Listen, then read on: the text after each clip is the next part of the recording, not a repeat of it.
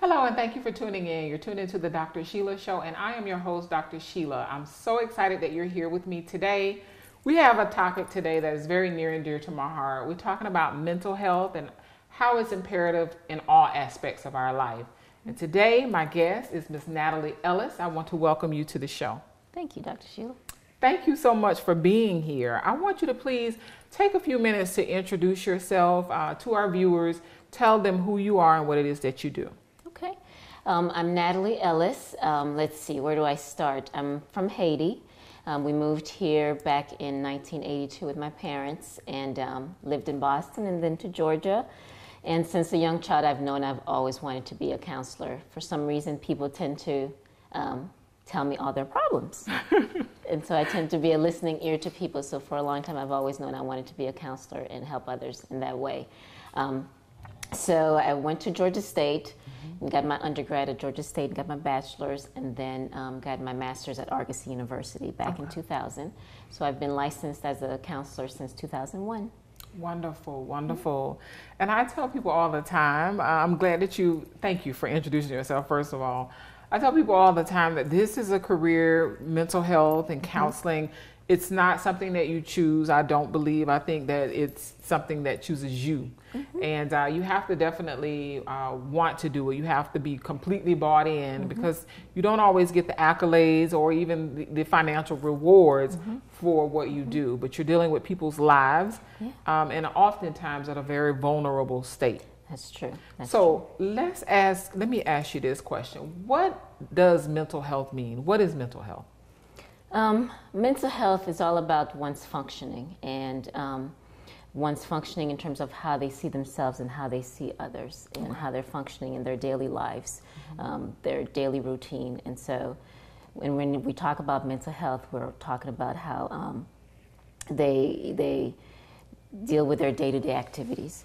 And so it's important that they're able to manage their day-to-day lives and their mental health is all about their mind, right? You know, their reality and their perception of how they see themselves and others. Yeah, for sure.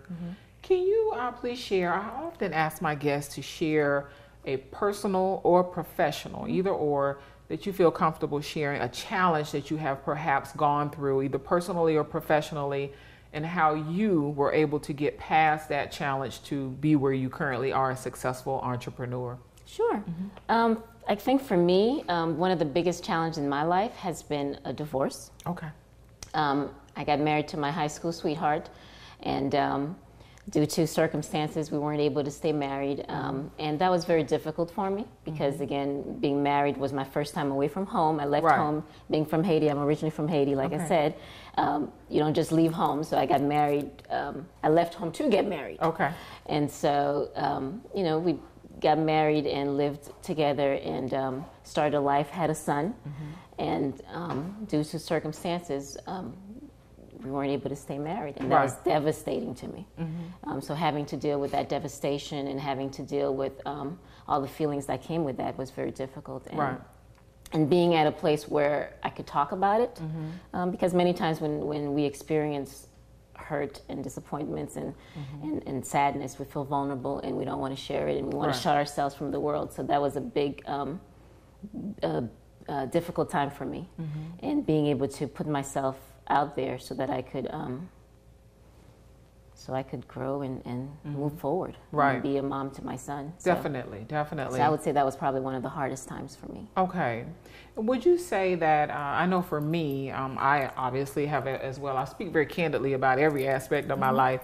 You know, being divorced myself, I found that as it is a subtitle on my book, I find that if we're able to transform life's challenges into opportunities where we're able to better understand who we are, then we can take that challenge and look at it very differently. As I state here on the show often, that our thoughts become our reality. So in you know, my divorce, obviously the young man that I married, he must have been good at some point because I married him. So I don't have anything negative to say about him other than the fact that, yes, the marriage ended, but I look at it as an opportunity for self-growth. And what I should do moving forward and what I should not do. So, and then also I believe that at times in our lives we should be definitely very open to, obviously, from a mental health perspective, counseling, therapy, coaching, Yes. Depending on what the needs are. So I'm glad that you shared that as well. Can you kind of tell us how you decided to, or how did you end up in the career path, end up, getting a master's degree in counseling and then, being in this field? Definitely. Well, to be in the field in the state of Georgia, as in most states, you have to have a master's degree. Yes. So the master's was important, and you have to be licensed. So I did my journey and got my master's and did the necessary work and supervision to become licensed. And I worked in community mental health. A lot of my work, my early work, has been working with kids in foster care, kids in the juvenile justice. So I work a lot with people who have history of physical abuse, sexual abuse, or significant trauma. Right. So trauma is my expertise in regards to clients. And so a lot of my work has been in the nonprofit field. But back in 2012, I wanted to open up a practice so I could offer more to the community and offer more to seems as if my clientele is primarily women, Black women. Right. And so I just want to offer more in terms of just helping them understand that mental health is not that person over here who's crazy, who's doing all this stuff. That mental health impacts all of us. All of us. And like you said, how do we manage our lives from day to day, and how do we take on all the difficult things that happen to us? How do we experience it? How do we deal with it? And a lot of us, many times, we just kind of keep moving, which is great, but we don't take the time to work through the stuff that's difficult, and it just kind of piles and piles and piles, and here we are just overwhelmed with it all. And so I do talk a lot about the importance of taking the time to notice the things that we're experiencing and what's going on, and really taking the time to do the work to heal. Definitely. Because it's all about healing. It is all about healing. And as I often have guests on my show or clients that I've worked with, they have not actually healed from so many things that have perhaps been very traumatic for them, whether in childhood or divorce. It could have even been a financial situation like a bankruptcy or foreclosure on a property can be very devastating. Being laid off from a job. So these life circumstances happen, but people don't always process through them appropriately, and then they pile up because you know laid off from a job, and then before you know, you have relationship problems, and then you're divorced, and one thing leads to another. So I'm glad that you mentioned that. We're going to continue our conversation with you. I want all of you to remain here, tuned in to the Dr. Sheila Show, where we believe that your thoughts become your reality. Please stay tuned. We'll be right back.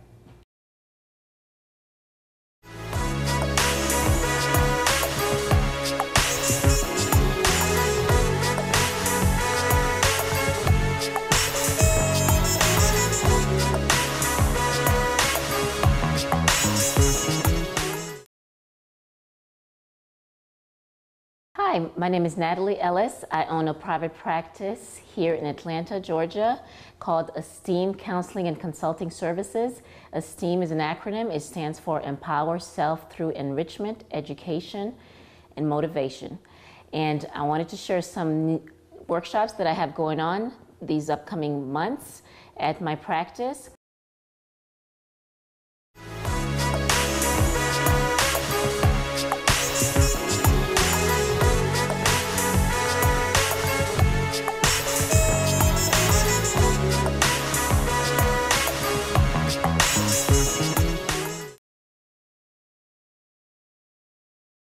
Hello, and thank you so much for remaining with us. We are back here on the Dr. Sheila Show, where we believe that your thoughts become your reality. And we're going to continue our conversation today about the importance of mental health.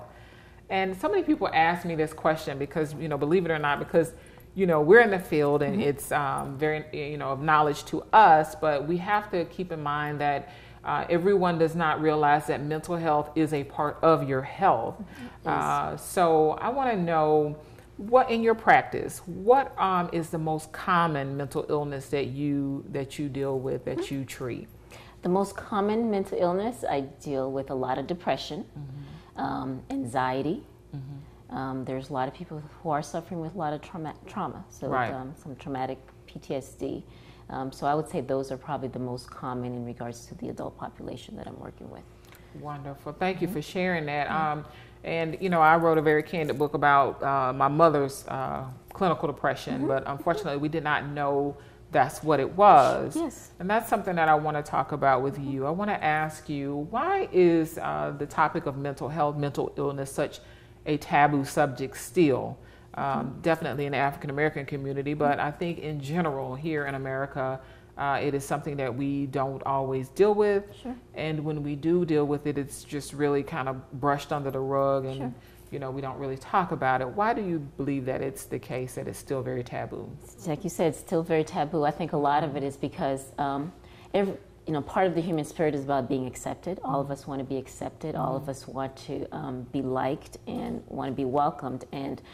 And some of that is about not wanting to be different. Right. And we feel as if we're different, we don't want to talk about that. And I think when people think of mental health, people think, oh, this something must be wrong with me. Right. I must be different, and people will look at me differently because of that. And I think that's what makes it very taboo. And so really opening up the doors and letting people know, just like you're experiencing this, guess what? She's experiencing it too. Right. This is what she's experiencing Right. it too. We're all experiencing it. Right. We're just pretending as if we're not. We're not, right. Yes. And really helping people understand that whatever you're feeling, guess what? More likely the person next to you is feeling the exact so same true. way. And allowing ourselves to be vulnerable so we could start those conversations. Yes. But again, it's the fear.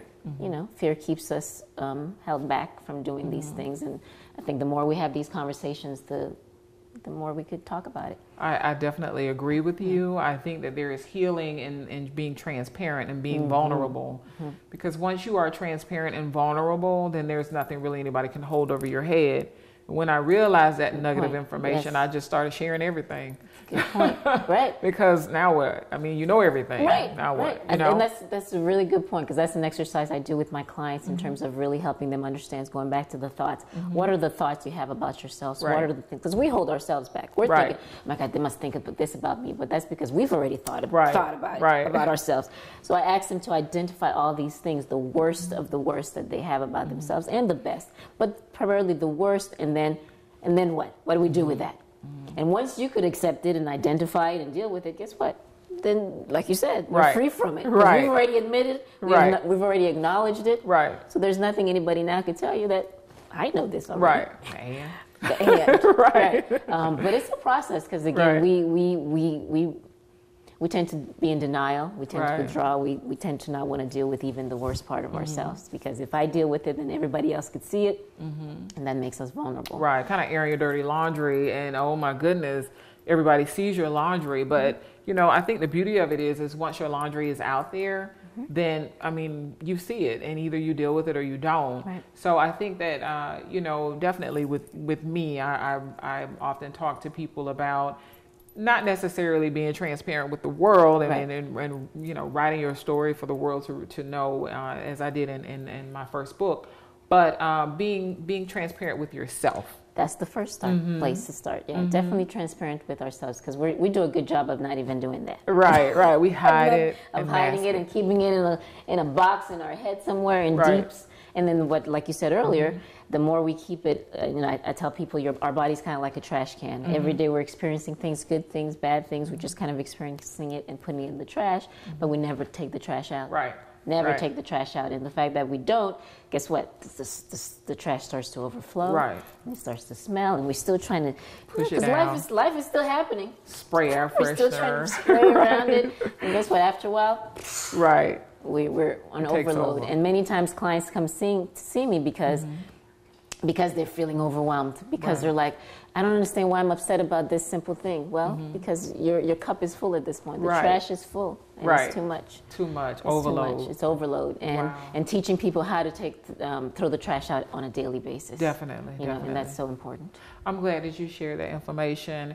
We're going to take a quick break, and then we're going to return, because I want you to explain to us what is mental illness, and we're gonna continue this conversation. I'm glad that you're here. And for all of you who are tuned in, I want you to remain with us as well here on the Dr. Sheila Show, where we believe that your thoughts become your reality.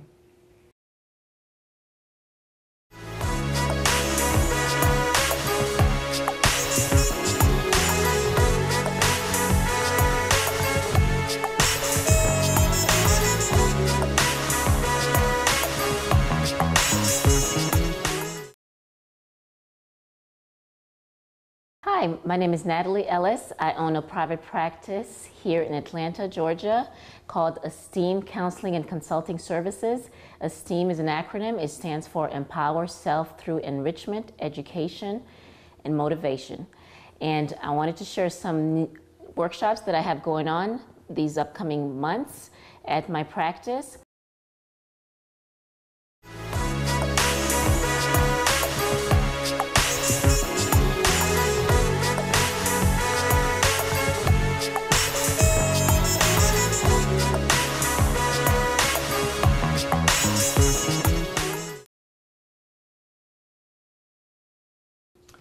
Thank you so much. We're happy that you are here with us still here on the Dr. Sheila Show.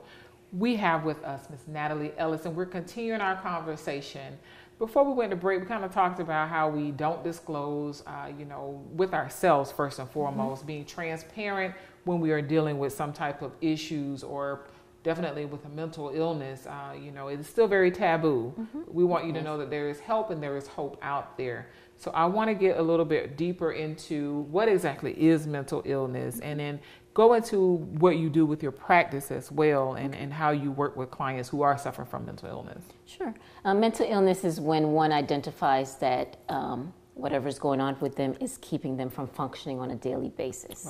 Right. For example, yes, we could be sad, and sad is a normal feeling. However, when we're noticing that our sadness is keeping us from eating, it's keeping us from sleeping, from not being able to go to work, then at that point it's dysfunction. And with that dysfunction, then there's possibly a mental illness concern there. Yes. So mental illness is all about recognizing that whatever it is that's going on with us is impacting our daily lives, and it's impacting our functioning. And then at that point, it becomes a mental illness issue. Definitely. I'm glad that you went ahead and explained that, because some people think that, they take very lightly. I hear sometimes people say, oh, I'm OCD, or she's OCD. I don't like when people throw out the terminology like that, because if you have not been evaluated and given that diagnosis, there are people who struggle with these illnesses on a daily basis. Significantly, very significantly. And just to throw out the terms are, sometimes we don't think about that. But I just want to charge people to not do that. Right. So thank you for explaining what what the real definition of mental illness is. Tell us about your practice, where you're located, and the services you provide. Definitely. So my practice, I started back in 2012. It's called Esteem Counseling and Consulting Services. And Esteem stands for Empower Self Through Enrichment, Education, and Motivation. Nice. I love it. Thank you. So again, I'm all about making sure that when clients come to me, my role is to make sure that they're empowered, that they're educated about their mental health, and that they're engaging in enrichment activities, and that they're motivated. So not only do I do that, help them do that, but also to help them do that for themselves, because that's so important. So in my practice, my services that I provide, I do individual counseling, family counseling, group counseling. I also provide couples. I also work with couples. I do trainings, workshops, and supervision for other therapists as well. I offer a lot of workshops where helping just clients work on just managing their day-to-day feelings and day-to-day emotions, and that's so important. And so a lot of the work that I do is all about, like I said, empowering clients and recognizing their mental health and the things that they need to do in order to be their best self. Definitely. Thank you. Where is your practice located? It's in Atlanta on Memorial Drive. It's in the Decatur area, Atlanta-Decatur area on Memorial Drive. Definitely. Do you offer, I know that there are some therapists who offer, therapy online or by phone. Do you do that as well? I do. Practice? I do. Okay. Most of my clients are face-to-face, and there's times where I've had clients that need phone and video. So I have a few clients that's in college, and I do their sessions via video conference or video sessions. But yes, I do that as well. That's really good, because I know that some of the viewers may not be local, and they may reach out to you, and I think that's a wonderful thing. Long time ago, many years ago, when I first got into this field, that was not something that we that we had. Yeah, right. So I'm glad that we have evolved and we have these services now where the client doesn't necessarily have to be sitting right in front of you in order to be able to receive, therapy and help by phone or video. Yes. So thank you so much. I am glad that you were my guest to talk about this topic today. And again, I charge the viewers to make sure that their health is intact, but then also to be our brother, our sister, our mother's keeper as well. Yes. Because at times there are individuals who go through things and they might not even realize that they're as vulnerable or they're in need of some assistance. So it's very important that we let them know that we care about them, that we love them, and that we are here to help them get the help that they need. Yeah, that is so important. I agree with you. I think we tend to shy away from that and kind of dismiss what people go through, but it's important to recognize that there is help out there, and getting support and services is so critical for everyone, and it helps everyone. Yeah.